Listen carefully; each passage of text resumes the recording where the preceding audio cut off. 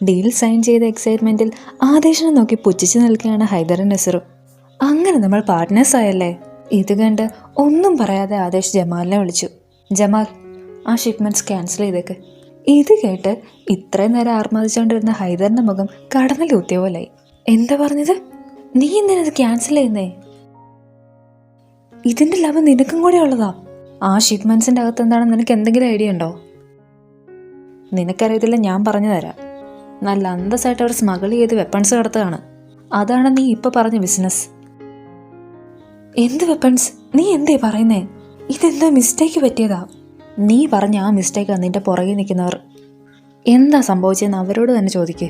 ഈ സമയം മർജാനെ പോലെ തന്നെ കിളിപോയി നിൽക്കുകയാണ് ഹൈദറും നസറും.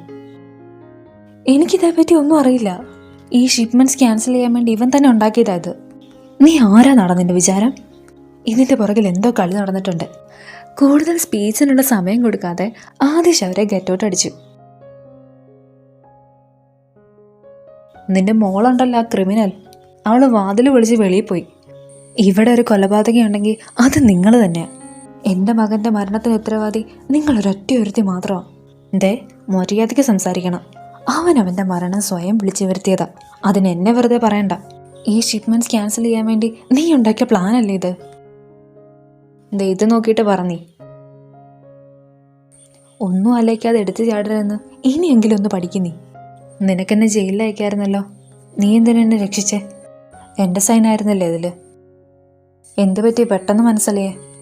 ഞാൻ എൻ്റെ ഇമോഷൻസ് വർക്കിനിടയിൽ കൊണ്ടുവരാറില്ല. പിന്നെ ഇപ്പോൾ ഇത് ചെയ്തത് എൻ്റെ റെപ്യൂട്ടേഷനെ പറ്റി ചിന്തിച്ച് മാത്രമാണ്. നീ ജസ്റ്റ് മിസ്സിൻ്റെ ജയിലിൽ പോകാതെ രക്ഷപ്പെട്ടത്. അതിനെന്നോട് നന്ദി പറയാൻ നോക്ക്. പിന്നെ ഇനി നീ ഞാൻ അറിയാത്ത കമ്പനിക്കകത്തും പുറത്തും ഒരു ഡീലിങ്ങിന് പോയേക്കരുത്. പോയാൽ നീ എന്ത് ചെയ്യും? വീണ്ടും നീ എന്നെ റൂമിൽ പൂട്ടിയിടുവോ? നീ എന്നെ പൂട്ടിയിട്ടാൽ പിന്നെ ഞാൻ അവിടെ നിന്ന് രക്ഷപ്പെടും. കണ്ടില്ല എൻ്റെ കയ്യിലെ ഈ മുറിവ്? അന്ന് നീ എന്നെ നാണം കെടുത്തി. ഇനി നിനക്കെന്നെ കൊല്ലണമെന്നാണെങ്കിൽ നിനക്ക് കൊല്ലാം. ഇനി ഇങ്ങനെ നാണമില്ലാതെ ജീവിക്കാൻ എനിക്ക് കഴിയില്ല.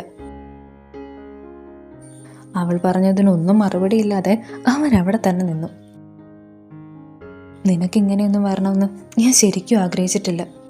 ബൈ ദ വൈ, ഇതെല്ലാം ഒപ്പിച്ച് വെച്ചിട്ട് സാഹിൻ അവൻ്റെ വഴിക്ക് പോയി. ഹൈദർ അവനെ തലയും കുത്തി എന്ന് വിളിച്ചിട്ടും അവൻ ഫോൺ എടുക്കുന്നില്ല. നസറും കമ്പനിയുടെ പാർട്ട്ണർ ആയതോടെ ആദേശിൻ്റെ സമാധാനം മുഴുവൻ പോയി. ഈ കോൺട്രാക്റ്റിൽ ഉറപ്പായിട്ടൊരു ലൂപ്പ് ഹോൾ ഉണ്ടാവും. അത് ഉടനെ കണ്ടുപിടിക്കണം. അവൻ ഈ കമ്പനിക്കകത്ത് കാണാൻ എനിക്ക് ചൊറിഞ്ഞു വരുന്നുണ്ട്. അതൊക്കെ നമുക്ക് കണ്ടുപിടിക്കാം. പക്ഷെ നീ എന്തിനാ ഷിപ്മെൻറ്റ്സ് ക്യാൻസൽ ചെയ്തേ? ഹൈദറിനെ നസറിനെ നമുക്ക് ഒന്നിച്ച് കൈ കിട്ടിയതല്ലായിരുന്നോ? ഇത് കേട്ട ആദേശ് അസ്ലയുടെ കയ്യിലേക്ക് മർജാൻ കുറച്ച് മുന്നേ സൈൻ ചെയ്ത ഡോക്യുമെൻ്റ് എടുത്ത് വെച്ച് കൊടുത്തു. ഈ മർജാൻ ആണെങ്കിലും ഹൈദർ ആണെങ്കിലും നമുക്കെന്താ? ഇതുപോലൊരു ചാൻസിന് നമുക്ക് എപ്പോൾ കിട്ടും? അവക്കെന്താ ഇത്രയും പ്രത്യേകത? ഞാൻ ചെയ്തത് എന്താണോ അതിന് പിന്നിലൊരു റീസൺ ഉണ്ട്. നീ ആ നസറിനെ പുറത്താക്കാനുള്ള വഴി കണ്ടുപിടിച്ചാൽ മതി. അസ്ലയോട് ഞാൻ കാര്യം പറഞ്ഞിരുന്നു, മർജാൻ അല്ല അത് ചെയ്തതെന്ന്. പക്ഷേ അവളത് വിശ്വസിക്കാൻ കൂട്ടാക്കുന്നില്ല. അതാണല്ലോ സത്യം. ശരി, വെപ്പൺസ് എന്ത് ചെയ്യാണ് പരിപാടി? അതൊക്കെ ഓൾറെഡി സെറ്റ് ചെയ്ത് കഴിഞ്ഞു. ഇനി സാഹിനെ അബ്രോഡ് അയക്കണം. അയാളിവിടെ വന്ന അപകടമാണ്. ഈ പ്ലാൻ വെറുതെ ആയി. ഇതുകൊണ്ടൊന്നും ഒരു കാര്യവും ഉണ്ടായില്ല എന്ന് മാത്രമല്ല, ആ നസറുമായിട്ട് ഒരാവശ്യമില്ലാതെ ഒരു പാർട്ട്ണർഷിപ്പും വന്നു. മർജാൻ, ആ സാഹിൻ ഞങ്ങളെ പറ്റിച്ചതാണ്. ഇനി അതുണ്ടാവില്ല. നീ എന്നെ വിശ്വസിക്കേ. ആ ആദേശിനെ ഇവിടുന്ന് പറഞ്ഞയക്കാൻ നമുക്ക് വേറൊരു പ്ലാൻ ഉണ്ടാക്കാം. ഇനി ഒരു പ്ലാനും വേണ്ട.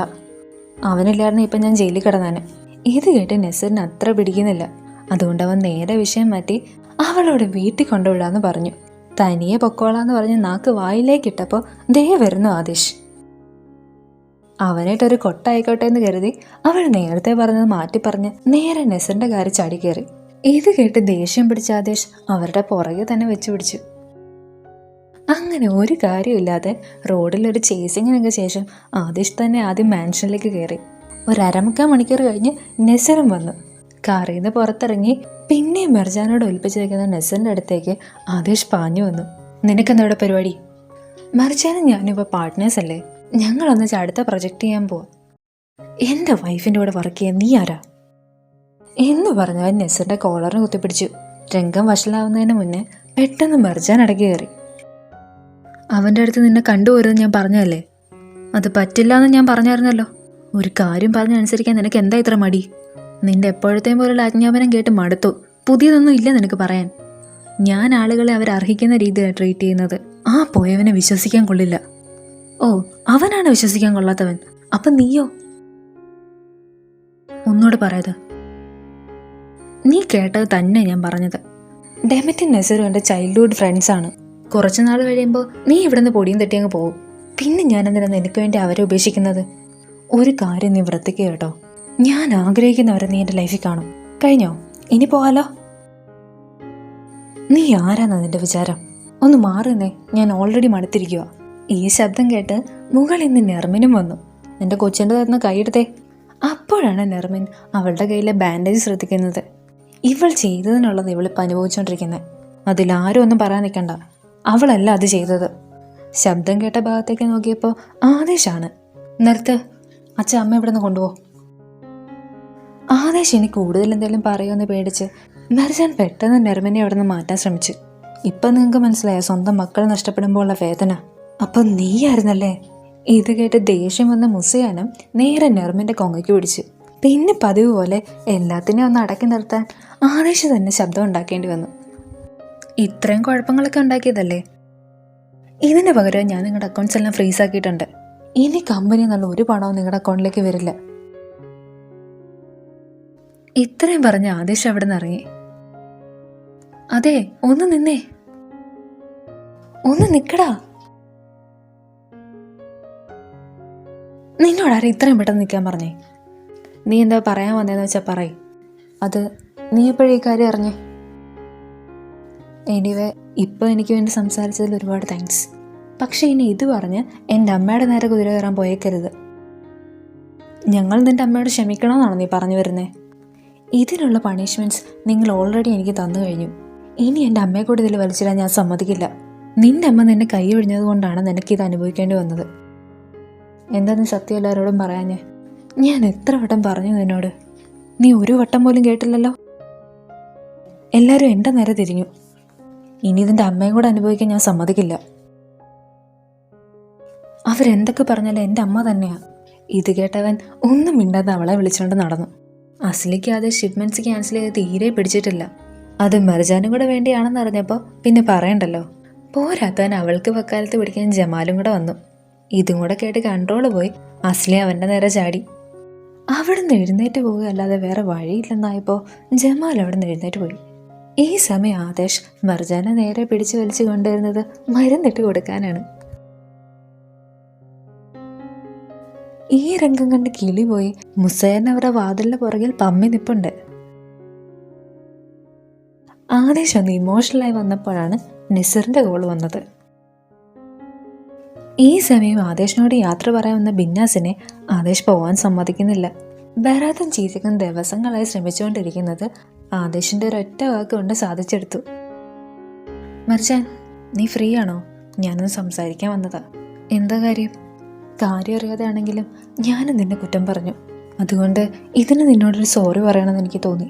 ഇത് പറഞ്ഞില്ലെങ്കിൽ രാത്രി എനിക്ക് ഉറക്കം വരില്ല. നിനക്കൊന്നും വന്ന് എന്നോട് സംസാരിക്കാൻ തോന്നിയല്ലോ, അത് തന്നെ വലിയ കാര്യം. ജമാൽ പോയി കഴിഞ്ഞ് ഒന്ന് ആലോചിച്ചതിന് ശേഷം മെർജാൻ നിസറിനെ വിളിച്ച് പറഞ്ഞു. ആദേശിനെ ഇനിയും ദേഷ്യം പിടിപ്പിക്കേണ്ടെന്ന് കരുതി നിസറുമായി കുറച്ചു മുന്നേ സൈൻ ചെയ്ത കോൺട്രാക്ട് ക്യാൻസൽ ചെയ്യാൻ അവൾ പറയാണ്. മെർജാനെ ഇംപ്രസ് ചെയ്യാൻ നിസർ വലിയ താല്പര്യമില്ലാതെയാണെങ്കിലും അതിനോട് ഓക്കെ പറഞ്ഞു. ഈ സമയം ആദേശിനെ കണ്ട് നൈസായിട്ട് എസ്കേപ്പ് ആവാൻ നോക്കിയ അസ്ലിയെ ആദേശ് കയ്യോടെ പിടിച്ചു. എന്താ ശരിക്കും നടന്നതെന്ന് നീ ഇതുവരെ പറഞ്ഞില്ലല്ലോ. നിന്റെ ഒരൊറ്റ വാക്കിൻ്റെ പുറത്താണ് ഞാൻ ഇത്രയൊക്കെ കാട്ടിക്കൂട്ടിയത്.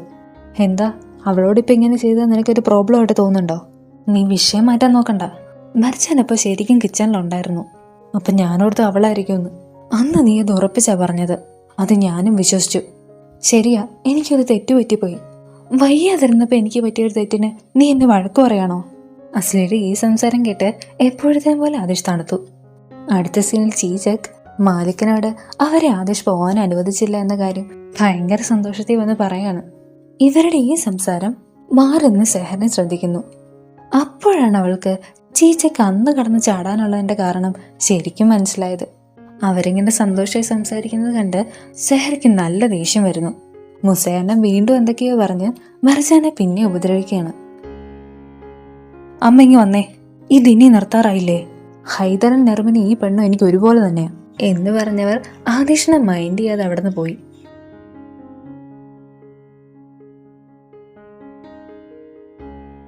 വാ നമുക്ക് ഹോസ്പിറ്റലിൽ പോവാം. ഇതിങ്ങനെ വെച്ചോണ്ടിരുന്ന ഇൻഫെക്ഷൻ ആയാലോ. വേണ്ട, ഇതിൽ ഡോക്ടറിനൊന്നും ചെയ്യാനില്ല. നിന്റെ ഉള്ള രണ്ടാമത്തെ ആളെ ഇങ്ങനെ ഇടയ്ക്കൊന്ന് കൊണ്ടുവന്നാൽ മതി. അവൻ ഒരുപാട് സ്ട്രോങ് ആണെന്ന് തോന്നുന്നു. നീ ഈ ചെയ്യുന്ന തോന്നിവാസങ്ങളൊക്കെ അവനിടയ്ക്ക് റെസിസ്റ്റ് ചെയ്യുന്ന പോലെ എനിക്ക് തോന്നിയിട്ടുണ്ട്. ഇനി നീ അവനെ ബ്ലോക്ക് ചെയ്തത്. മർജാൻ്റെ ഈ സംസാരം കേൾക്കുമ്പോൾ ആദിഷ് വല്ലാണ്ടാകുകയാണ്. പെട്ടെന്ന് അവൻ എന്തോ പറഞ്ഞ് അവിടെ നിന്ന് എസ്കേപ്പ് ആവുന്നു. അടുത്ത സീനിൽ സെഹറ മാലിക്കും ചീച്ചക്കും തമ്മിൽ ഒരു റിലേഷൻഷിപ്പിലാണെന്നറിഞ്ഞ് ഇവരുടെ കാര്യം ബിന്നാസിനോട് പറഞ്ഞു കൊടുക്കാനായി സെഹറ പ്ലാൻ ഇടുന്നു. ഏതായാലും വർക്ക് ചെയ്യാൻ പോവാ, എന്നാ ഒരു ചായ ആദേശിനും എടുത്തേക്കാം എന്ന് കരുതി മർച്ചന്റ് സ്റ്റൗ കത്തിച്ചു. നെസറിനെ കമ്പനിയിൽ നിന്ന് ഓടിക്കാനുള്ള ലൂപ്പ് ഹോൾ അസ്ലി കണ്ടെത്തിയെങ്കിലും അവൾ അത് ആദേശിനോട് പറയുന്നതിന് പകരം അത് നശിപ്പിച്ചു കളയാണ്. കുറച്ചുനാൾ അവനെ സഹിച്ചേ പറ്റൂ. അവനെ കമ്പനി ഉള്ളത് എനിക്ക് ഒട്ടും അക്സെപ്റ്റ് ചെയ്യാൻ പറ്റുന്നില്ല. നീ ടെൻഷൻ ആവണ്ട, നമുക്ക് ഉടനെ ഒരു വഴി കണ്ടുപിടിക്കാം. നീ ആ പെണ്ണിന് വേണ്ടി ആ ഷിപ്മെന്റ് ക്യാൻസൽ ചെയ്തില്ലായിരുന്നെങ്കിൽ ഇവന്റെ ശല്യം നമുക്ക് പണ്ടേ ഒഴിവാക്കായിരുന്നു. കഴിഞ്ഞ കാര്യത്തെക്കുറിച്ച് സംസാരിച്ചുകൊണ്ടിരിക്കാതെ ഇനി എന്ത് ചെയ്യാന്നാലോചിക്ക്. ഹൈദർ നെസർ ഒരുമിക്കാൻ അനുവദിക്കരുത്. അതാണ് നമ്മൾ ഇനി ചെയ്യേണ്ടത്. ഇവന്റെ ഈ ഡയലോഗ് അടി പുറത്തുനിന്ന് കേട്ടാണ് മർജാൻ അങ്ങോട്ടേക്ക് വരുന്നത്. ഒന്ന് പാളി നോക്കിയപ്പോൾ വാതിലിന് പുറകെ നിൽക്കുന്ന അവളെ അവൻ ശ്രദ്ധിക്കുന്നു. ഇത് കണ്ട് അവൾ കേൾക്കാൻ വേണ്ടി തന്നെ അവൻ പറഞ്ഞു, ഇനി ഒരു റിസ്ക് എടുക്കണ്ട, നമുക്ക് ഹൈദറിന്റെയും മർജാന്റെയും സൈനിങ് അതോറിറ്റിയും കളഞ്ഞേക്കാം എന്ന് പറഞ്ഞവൻ നേരെ ചെന്ന് വാതിൽ തുറന്നു. എത്ര നേരം മോൾ ഇവിടെ വിളിച്ചു നിൽക്കാൻ തുടങ്ങിയിട്ട്? ഞങ്ങളുടെ സൈനിങ് അതോറിറ്റി കളയുന്നത് തൊട്ട് എല്ലാം കേട്ടായിരുന്നു. അടുത്ത പ്രാവശ്യം നീ ഇങ്ങനെ ഒളിഞ്ഞൊന്നും കേൾക്കണമെന്നില്ല. നീ അറിയേണ്ടതൊക്കെ ഞാൻ അങ്ങോട്ടും ഒന്ന് അറിയിച്ചേക്കാം. നീയൊരു നല്ല ആളാണെന്ന് വിചാരിച്ച് 1 മണിക്കൂർ പോലും കഴിഞ്ഞില്ല. അതിനു മുന്നേ തന്നെ നീ അതെല്ലാം തെളിയിച്ചു. ഇനി എന്നെ പറ്റിക്കാനുള്ള അവസരം ഞാൻ നിനക്ക് തരില്ല എന്ന് പറഞ്ഞവൾ ഫോൺ എടുത്ത് ആരുടെ നമ്പർ ഡയൽ ചെയ്തു. ഈ സമയം ആദേശ് തനിക്ക് വേണ്ടി തന്നെയാണ് ഈ ചായ കൊണ്ടുവന്നത് എന്നാലോചിച്ച് നിൽക്കുമ്പോഴാണ് നെസർ, നേരത്തെ ആ പ്രൊജക്ട് ക്യാൻസൽ ചെയ്തേക്കാന്ന് ഞാൻ പറഞ്ഞില്ലേ, ഒന്നുകൂടെ ആലോചിച്ചപ്പോൾ അത് വേണ്ടാന്ന് തോന്നി. നമുക്കത് ചെയ്തേക്കാം. നീ എന്തേ ചെയ്യുന്നേ? നിനക്കൊരു ബാഡ് ന്യൂസ് ഉണ്ട്. ലേറ്റായി, ഞാൻ കമ്പനിയിലേക്ക് പോവാം. ആദ്യം ഇത് വേണമെന്ന് ഞാൻ ചിന്തിച്ചു. ഞങ്ങൾ നേരത്തെ സൈൻ ചെയ്ത കോൺട്രാക്ട് വെച്ച് ഞാനും നെസർ ഒന്നിച്ചൊരു പ്രൊജക്റ്റ് ചെയ്യാൻ പോവാം നിനക്കെതിരെ. മർജാന്റെ ഈ സംസാരം കേട്ട് ദേഷ്യം കൊണ്ട് വരച്ചു നിൽക്കുന്ന ആദേശിനെ കാണിച്ച് ഇന്നത്തെ എപ്പിസോഡ് അവസാനിപ്പിക്കുമ്പോൾ കൂടെയുള്ളത് ആർജി എന്ന കുട്ടി.